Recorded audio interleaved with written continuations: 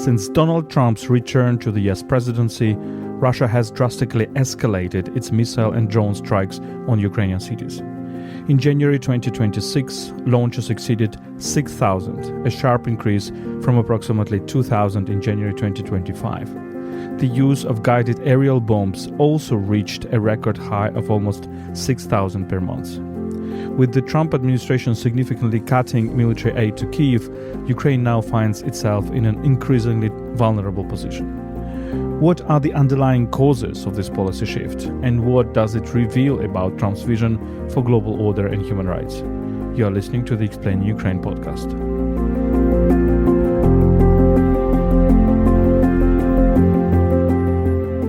Explain Ukraine is a podcast by UkraineWorld, an English-language media outlet about Ukraine. I'm your host, Volodymyr Yermolenko, Ukrainian philosopher, editor-in-chief of UkraineWorld, and president of PEN Ukraine. My guest today is Christopher Atwood, an American human rights and communications expert and head of Ukrainer International, the international branch of the popular Ukrainian media platform, Ukrainer. UkraineWorld is brought to you by Internews Ukraine. Before we begin, a brief reminder, you can support our work on Patreon. Your contributions are essential as we depend on crowdfunding to keep this project running. You can also support our volunteer missions to frontline areas where we deliver direct aid to civilians and defenders via PayPal. All relevant links can be found in the episode description. Now let's begin.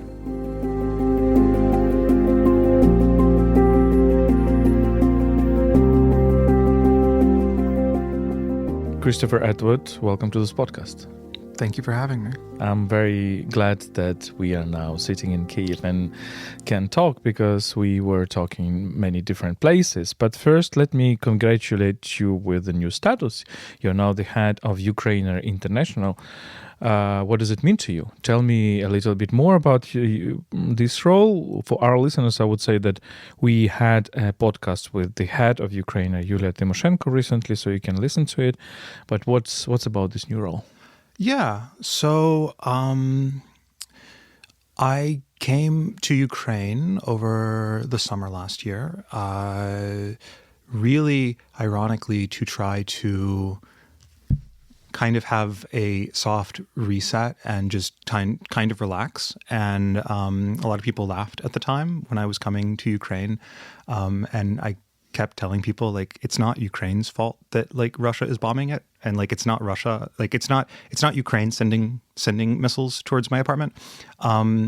But yeah, I decided I can do more good in terms of advocacy and in terms of telling the story of Ukraine and building coalitions and building solidarity from here.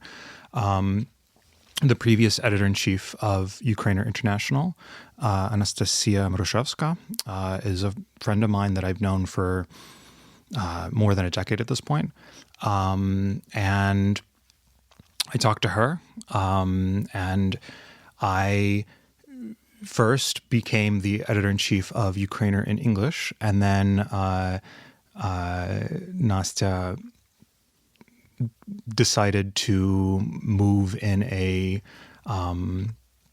to reduce her role there because, you know, it's been 4 years. It's been a lot. And so she has been running multiple things, building multiple projects. And so she stepped away, and I kind of wanted to step into that role because I think that there's a lot that Ukrainer International can offer the world. I think the way that Ukrainer was created and the way that Ukrainer gained a name for itself in Ukraine is very much the same way that I approach even interpersonal relationships. Ukrainer, right, has gone on so many expeditions, has gone on so many trips to different areas, different regions of Ukraine to explore what being Ukrainian is in that region. And then they can take that information to the next region they go to. And it is a very empathetic way of telling the story of Ukraine. You're going to places, you're learning about these traditions, and then people who didn't know that their traditions in one part of the country were actually being replicated in another part of the country in a different way. You start building this understanding of what it means to be Ukrainian. And I think that we can use that same methodology to tell the story of Ukraine to the world. When we speak to Black Americans, or we speak to French people, or we speak to any people anywhere in the world, if we ask them, what is your reality? And then we show them, we reflect that reality back to them from Ukraine. If you talk about, the history of corruption in Haiti, for example, Ukrainians have a lot they can share in terms of, right? Yes, it's on the people who are the subjects of their own history to solve their own problems, but we can also acknowledge the colonial and imperial context in which that corruption came to pass. So, I think that's kind of the goal with with the direction of Ukrainer International, to really take Ukrainer as it exists and apply it to an international context. That's very interesting, and I always love these horizontal relationships. But tell me, you're an American who came to Ukraine and who has a long history of, relationship with Ukraine, but you decided to leave here, right, during the war, during a very, very difficult period. Tell me why.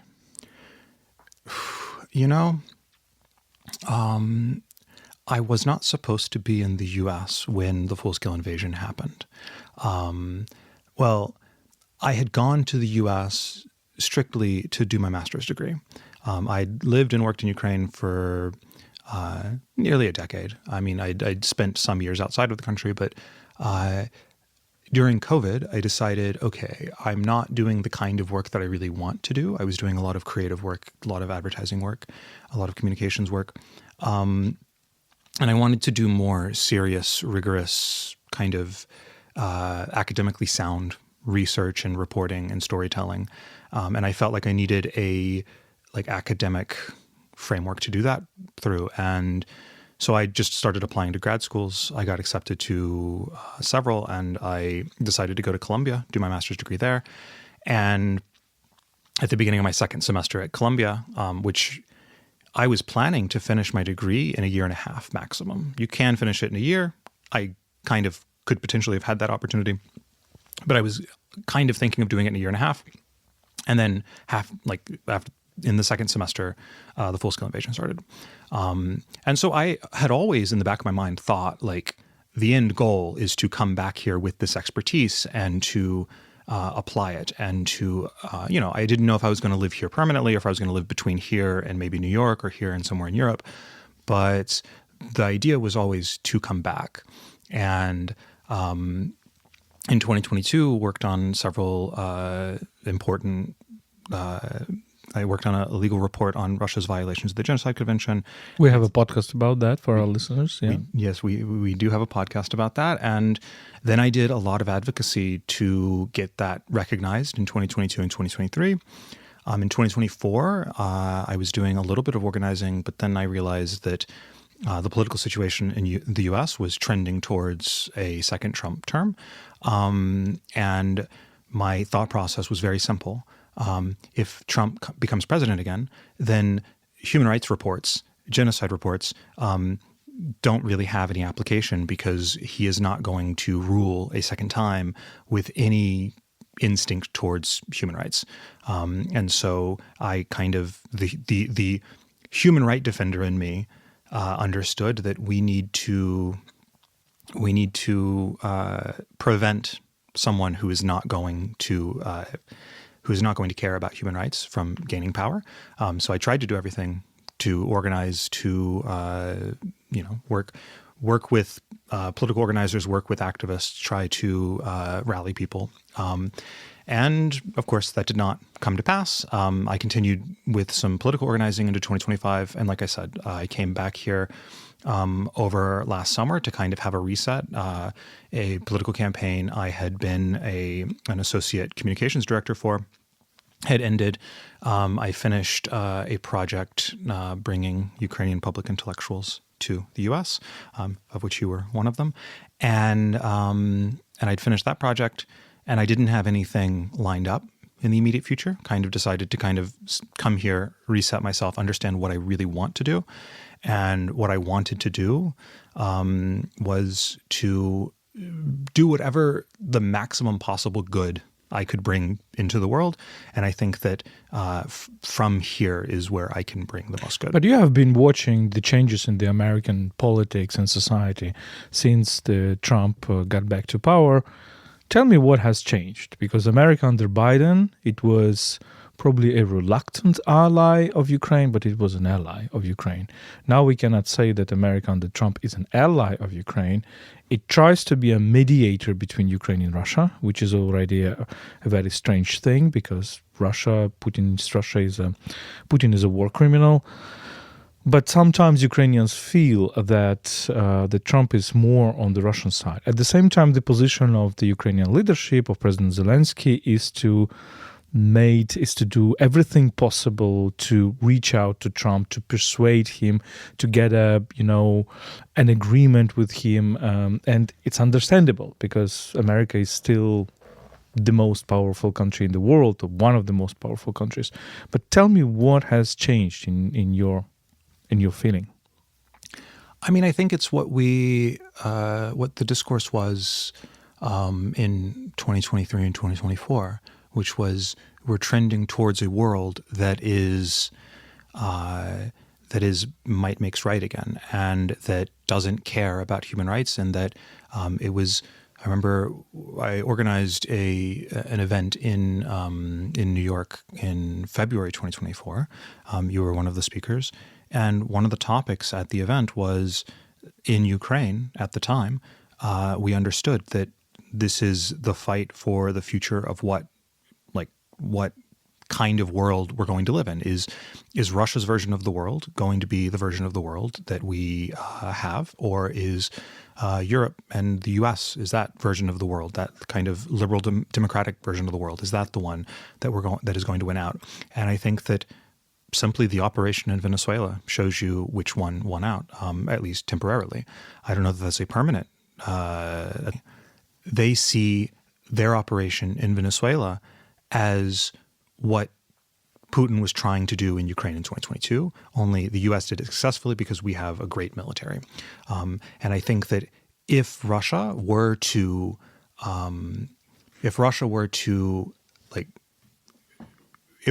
had the capability to do that right now, I think that Trump would admit that, okay, well, Ukraine failed, I didn't fail, Ukraine failed, and just accept that new reality.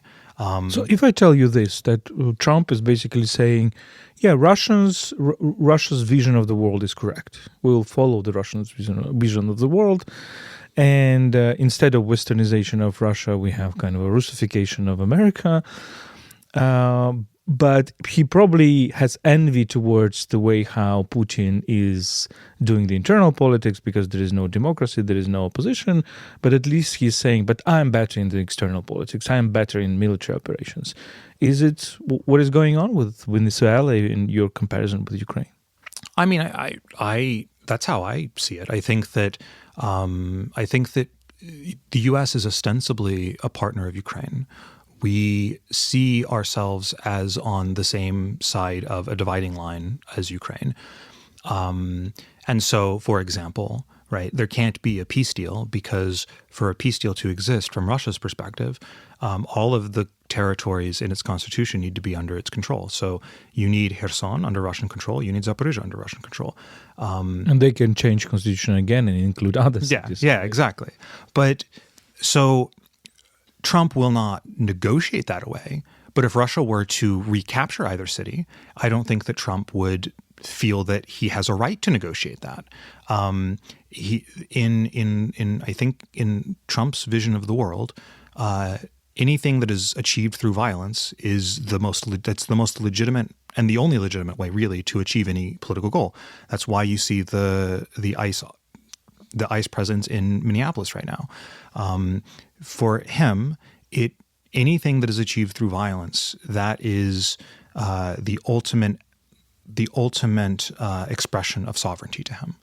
Yeah, that's exactly how Putin thinks. Because, exactly. I think in the Putinist vision of the world, somebody who makes the extreme violence actually shows that he's capable of power.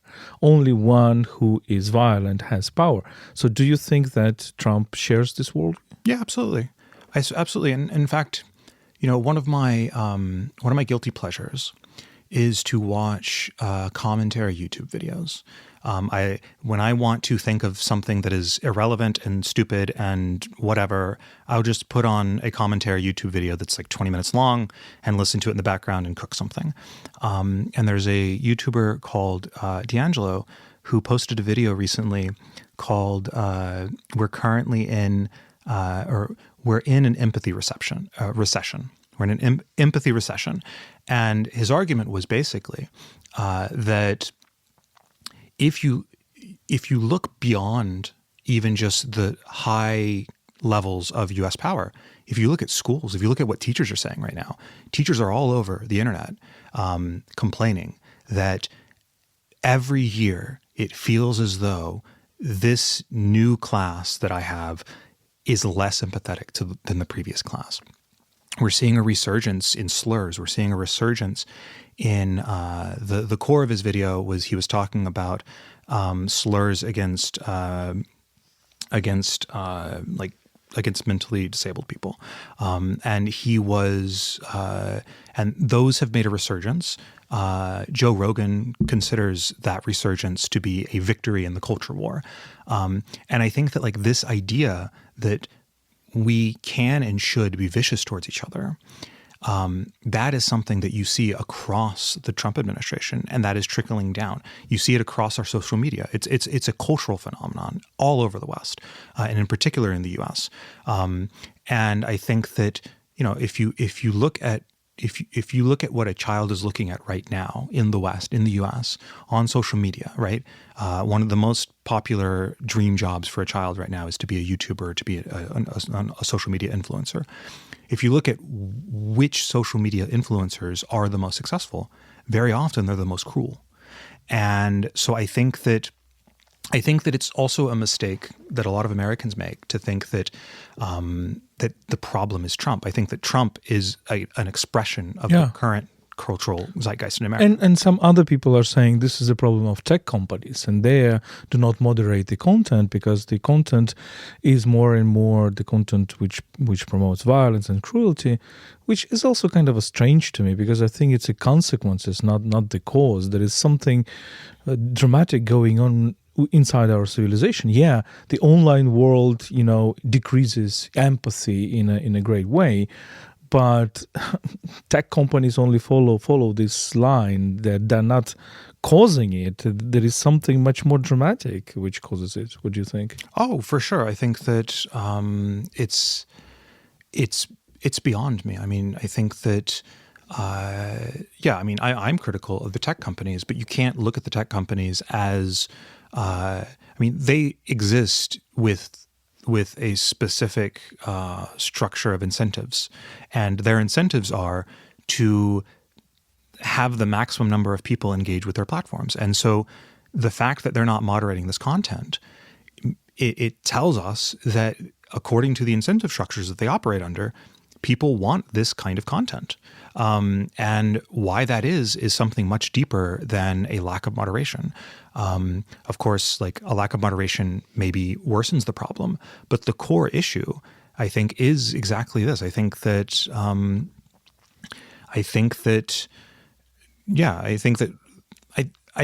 presently, and this has been a trend, and it's been trending this way like more frequently.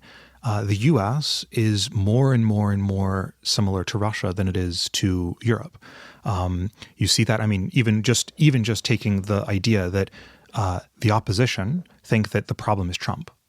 The problem is not Trump. The problem is something very deep inside of us as Americans. And I have been very, very careful to always, when I'm criticizing the U.S., to take my own responsibility for that, because everything that's happening in Minneapolis right now is happening in my name. I am a white American man. The ICE shot Alex Preddy because he was defending people that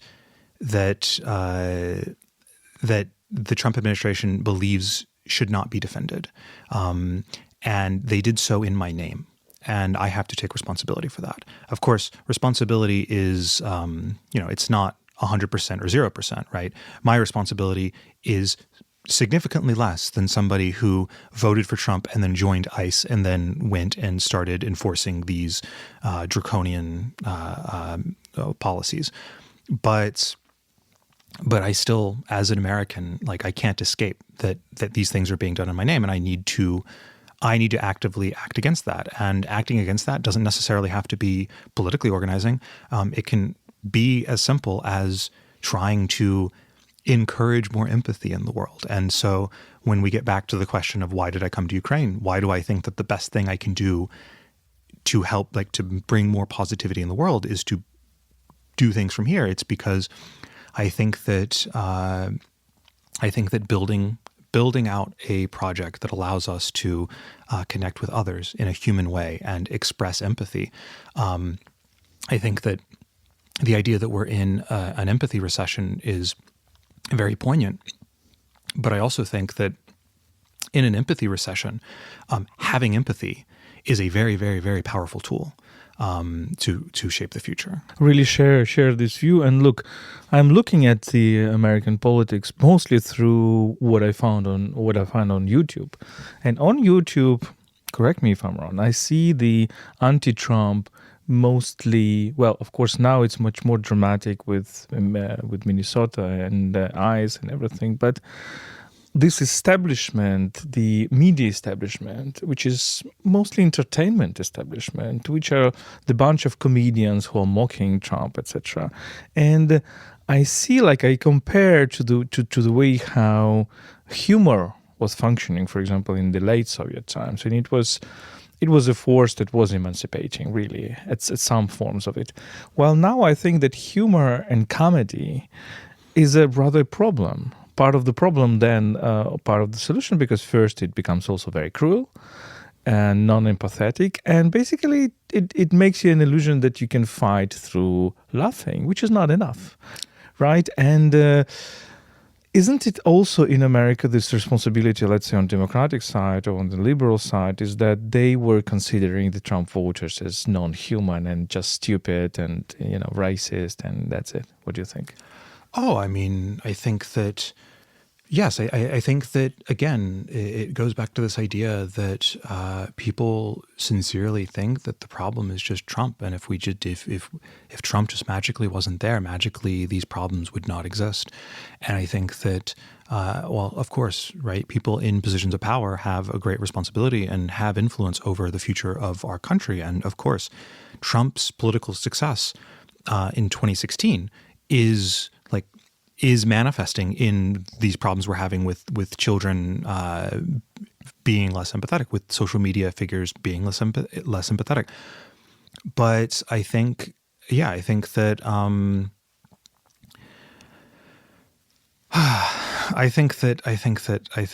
it is it's infuriating, to be honest with you, to see the way that people are trying to use mockery to solve these problems. I think that it's a very core issue. I think that the political intellectual class of especially the U.S., but broadly the U.S. and Europe, historically they've loved symbolism. Symbolism is the one great thing. I always think back to in 2020 during the Black Lives Matter movement, when members of Congress went into the Capitol building and put on kente cloths and all took a knee in solidarity with Black Lives Matter, which did nothing. They're really amazing at this. You saw last year a senator from New Jersey, Cory Booker, gave a historically long speech to do a filibuster to prevent a vote on something. And guess what? The Republicans still voted on it and it still passed. Nobody remembers that it didn't have any actual impact. And the other thing is, while this political establishment is really amazing at doing these symbolic things, it's a beautiful gesture to wear a kente cloth and take a knee. It's a beautiful gesture to speak for an entire day in the Senate. But when it's not paired with any actual action, that can positively impact people's lives, people get disillusioned with that.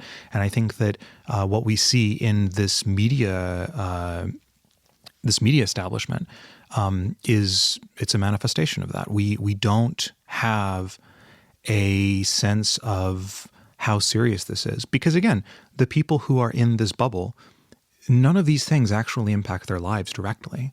They don't live in Minneapolis. They're not at the protests. It's not them that's going to get shot by ICE, at least not now. And so it was really bizarre to me. I think last week I saw on Instagram, the New York Times had a video where they talked. They were describing the acronym TACO. Trump always chickens out. And they were talking about this as a very serious framework to understand Donald Trump. And the idea being, they were using the example of Greenland, that Trump had this big idea and then eventually he chickened out and did. No, that's a horrible framework to understand Donald Trump. Donald Trump makes huge claims, and when he understands that it's politically viable to pursue that policy, he does it. He didn't go after Greenland because he understood that would not be politically viable, not because he always chickens out. He doesn't always chicken out. Ask Alex Preddy if Trump chickens out. He didn't chicken out in Minneapolis. He sent the American Gestapo to go murder people. And they justified it. And only after it became clear that the American people were not comfortable with this, that across the board, Democrats and Republicans alike are not super happy about federal police shooting people, only then did they start kind of backtracking. I think that this idea that we can win through mockery, that we can just say, oh, Taco, Trump always chickens out, so nothing bad's actually going to happen. No, very bad things already have happened and are happening. Ask the Venezuelan immigrants who were in the U.S. legally, who were going through legal U.S. processes, who were deported to an El Salvadorian prison. Ask them if Donald Trump always chickens out. Let's come back to Ukraine, because we have a podcast about Ukraine, and all this introduction is necessary to kind of think about what might be happening in the future. Some of Ukrainians were thinking in that way, and I also had this hypothesis myself. The future will show whether I'm wrong or not. Is that, of course, we understand that Trump is kind of more structurally close to Putin, and things might be getting far worse, and that he thinks in terms of this strength and violence that is the major argument. But some of the Ukrainians were thinking that at a certain point he will so much conflict with Putin because they are the same, and Putin is not going, to bend and to go and implement some Trump's, demands, that there will be conflict, and here Trump will back Ukraine and support Ukraine. And everybody is still waiting for this, because there were some signs when Trump was unhappy with Putin and Ukrainians were saying, okay, finally it happened. But then he turned back to his usual stuff and blaming rather Ukraine than Russia for the collapse of the peace talks. Do you think that this is an illusion, that it will never happen, that Trump will always be closer to Putin? Or you think it's still an opportunity that at a certain moment he will say, no, they cannot be two, major powerful guys on this planet, and Putin should just follow what I say? I think that he will always straddle that line. I think it's because he needs Putin to exist. Because he wants that world. He wants the world where leaders like Putin exist. It's for this same reason that I have questions about whether or not he would ever actually move against Iran, because the pro-democracy movement in Iran is actually counter to the thesis of how the world should work of the Trump administration. And so if there's a regime change in Iran, there's fewer authoritarian leaders in the world. And does Trump really want that? And I think that, so in some respects, he will always come into conflict with Putin because they both want to be the strongman, and there can only be one strongman. So, of course, they will always find conflict. But the other thing is, Ukraine is seeking a world that Donald Trump does not want. Ukraine is seeking a world of empathy, of democracy, of tolerance, of caring about other people, and of not solving things through violence, but rather solving things through dialogue. Trump doesn't want that world. So while, yes, inevitably he will come into conflict with Trump, he also necessarily has to come into conflict with Ukraine because Ukraine has a different vision of what the future should look like. And if Ukraine wins, and it's considered a win for democracy, that's a loss for Trump. It's a loss for Trump's vision of how the world should operate. And so I think he's always going to be in tension when there is a dynamic of U.S. interests that are aligned with pro-democracy movements and ensuring that the world is ruled by authoritarians. What do they want from Europe? Do they want to destroy Europe in a way to fragment Europe in a way how Putin wanted always to fragment Europe and just to cut it into little nation states? And this is the rationale behind all this attack with Greenland, because of Greenland on Europe. Or he wants to subjugate Europe and, say, okay, you're liberal Europe, but you will still do what I want. What do you think?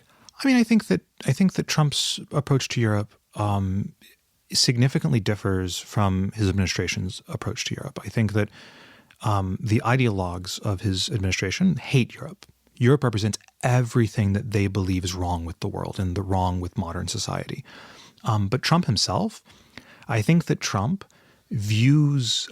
has this old world view of the world of he wants to be validated and appreciated by Europeans because he views Europeans and elite Americans as the elite of the world. And so his anger, the fact that in his exchanges with the Danes is, you didn't give me the Nobel Peace Prize. The Norwegians, sorry.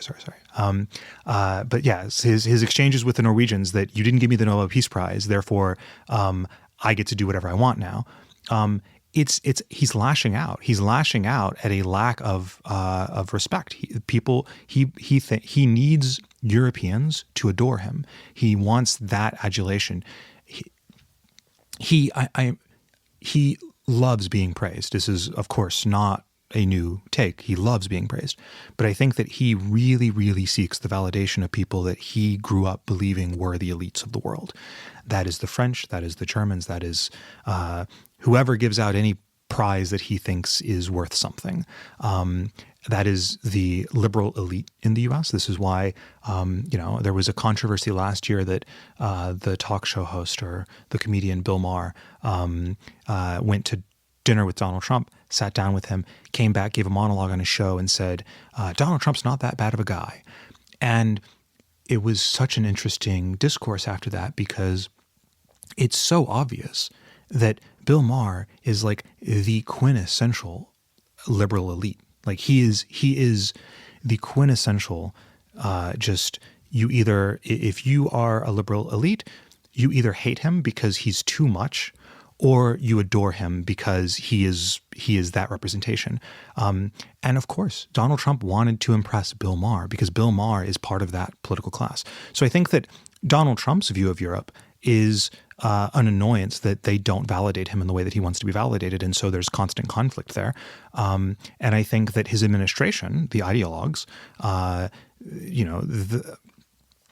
Project 2025 does not exactly have a positive vision of Europe. Neither has the national security strategy, right? Yes, exactly. The ideologues who are shaping U.S. policy, they have they despise Europe. I mean, you can look at the leaked text exchanges before the operation in Yemen that were leaked to the editor-in-chief of The Atlantic. The way that they talk about Europe is just like with disdain. They can't stand, the ideologues cannot stand Europe. And again, I think it's because Europe represents this kind of still like this secular liberal democracy that they believe is antithetical to how the world should operate.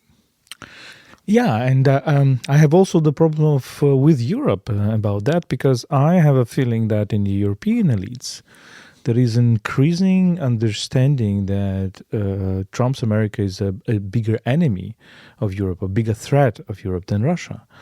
And they can't be reasoning that, okay, but we cannot fight on two fronts, right? And we need rather to protect Europe from Trump because it's here. If there is a war in Greenland, for example, over Greenland or something else, the whole Europe is in trouble.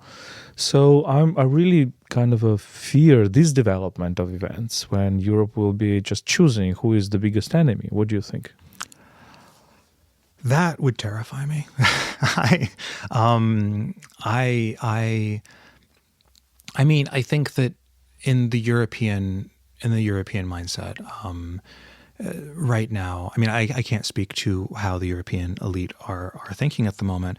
I only have a few friends who are like European intellectuals, but I can say among the people that I do know, as of yet, Donald Trump is still perceived as a nuisance more than like a legitimate threat. And I think that if there is this idea that Trump is the bigger threat, it's a very mistaken idea, because Donald Trump, he needs Europe to be stable economically at the very least.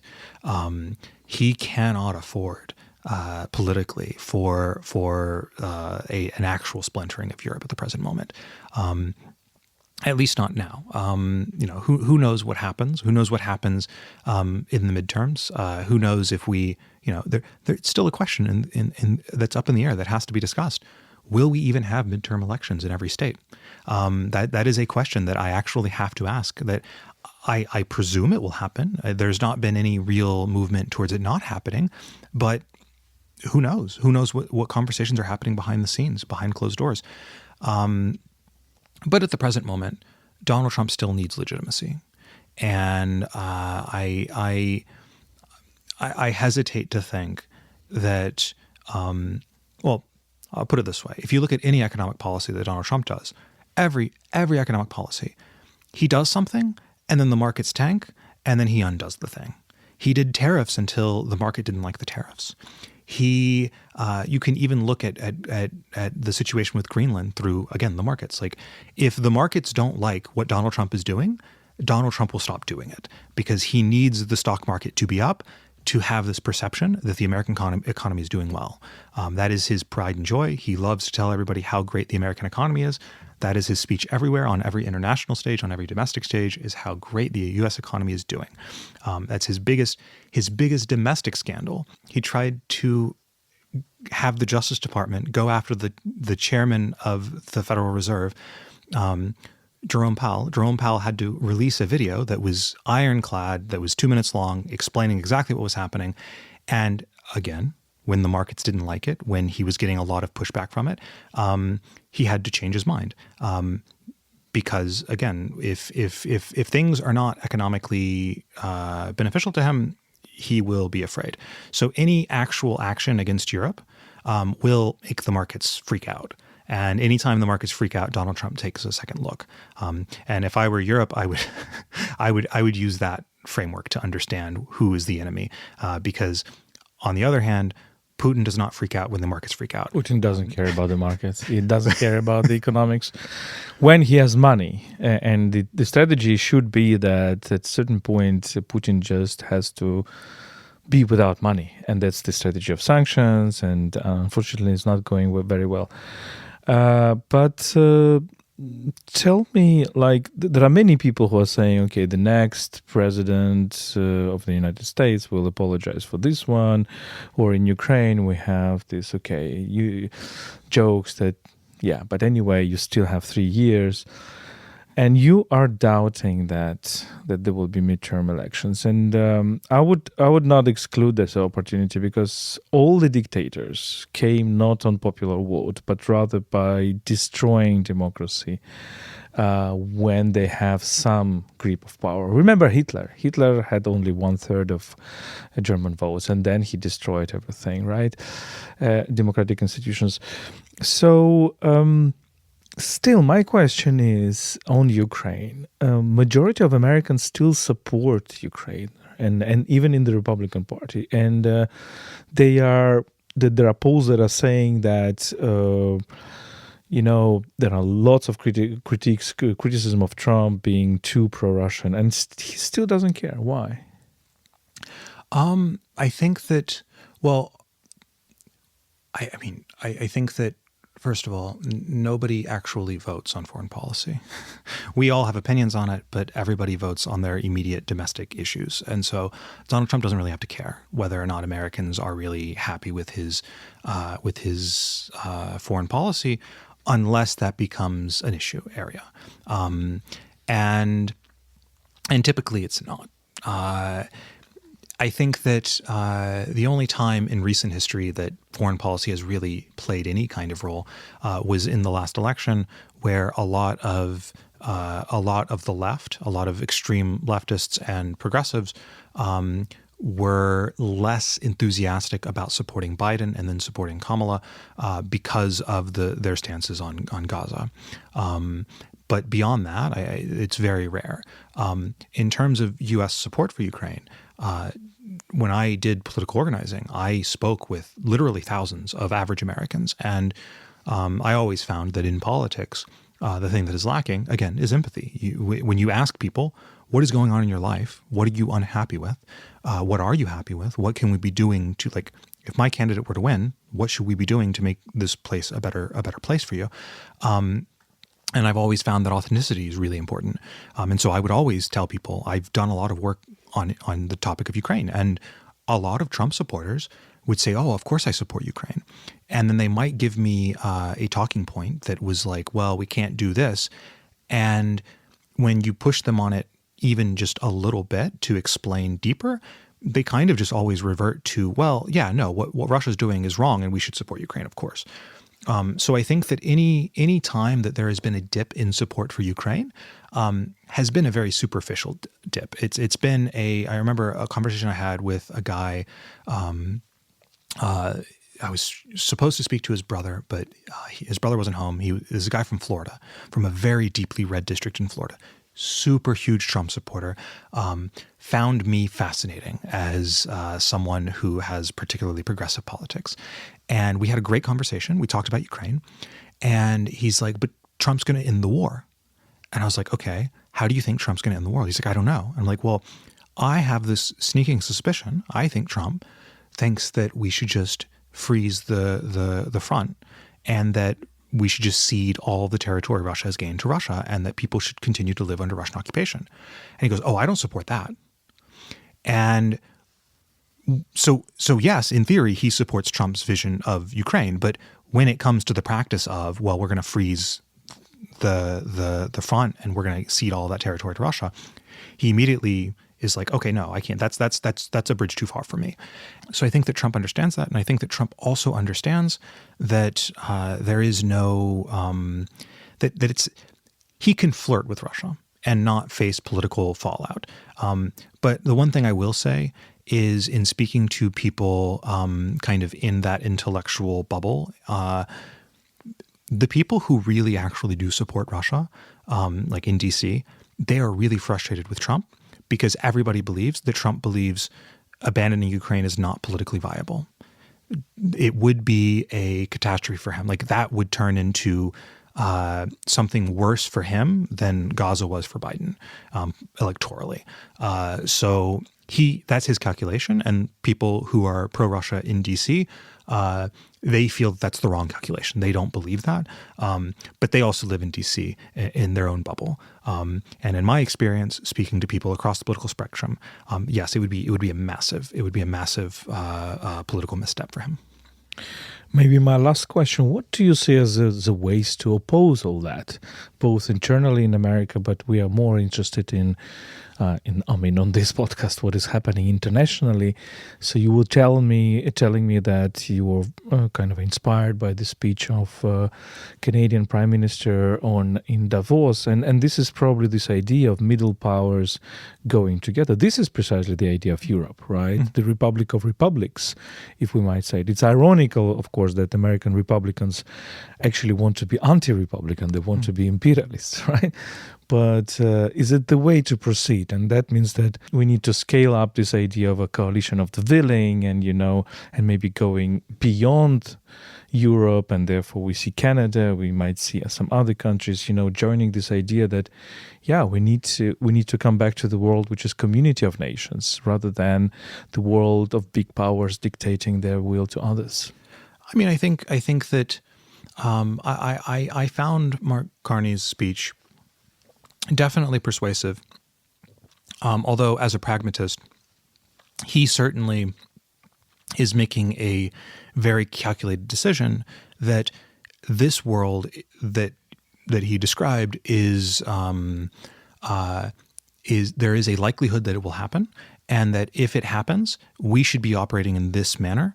I'm not certain that world will be the permanent world. I view it as we've temporarily lost this battle for what the international order should look like. But I think that the way that we win that battle back, the way that we win back an international order that is rules-based, is precisely through this. It's through building these bridges. It's through finding common ground. It's through exactly what. The way I've always advised Ukrainian speakers to go abroad is exactly how I describe me speaking to voters, is you go abroad, and the best thing you can do is you can ask your interlocutor, what is their reality? And then you can always find something in the Ukrainian experience that resonates with that reality.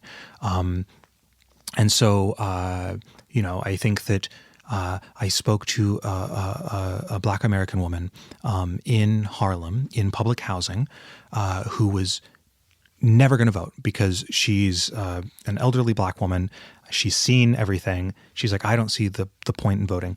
I asked her, I go, I'm guessing that you are so enamored with politics because you understand that in the Black community, the only thing that will make the Black community survive the current political reality is community and being together and being in solidarity with each other, because that's eventually what you always have to rely on. And she goes, oh my God, it's like you read my mind. Like, how do you know that? And I said, well, because I do a lot of work with Ukraine, and when Russia comes to a place and occupies it, the only way to survive is to band together and to have a community that you can rely on. And I think that is a universal thing. I think that anybody who has faced extreme political violence on a systemic level against them understands the need for a community. And so I think that if we're moving towards a world that is less empathetic, then we are more safe in the company of other empathetic people. And so I think, yes, I think that is the way forward.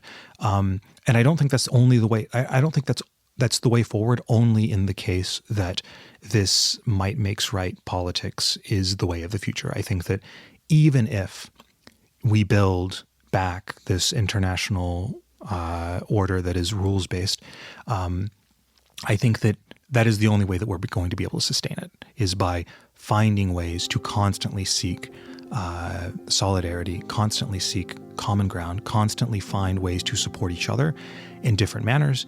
And I think that is the only way that we win. Christopher Atwood, thank you very much for this conversation. Thank you.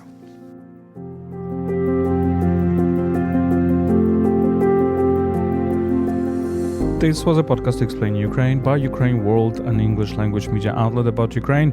I'm your host, Volodymyr Yermolenko, Ukrainian philosopher, editor-in-chief of UkraineWorld, and president of PINE Ukraine. My guest today was Christopher Atwood, an American human rights and communications expert and head of Ukrainer International, the international branch of the popular Ukrainian media platform called Ukrainer. Let me remind you that you can support our work on Patreon. Your contributions are essential as we depend on crowdfunding to keep this project running. You can also support our volunteer missions to frontline areas where we deliver direct aid to civilians and defenders. You can provide this support via PayPal. All relevant links can be found in the episode description. Thank you for listening. Stay with us and stand with Ukraine.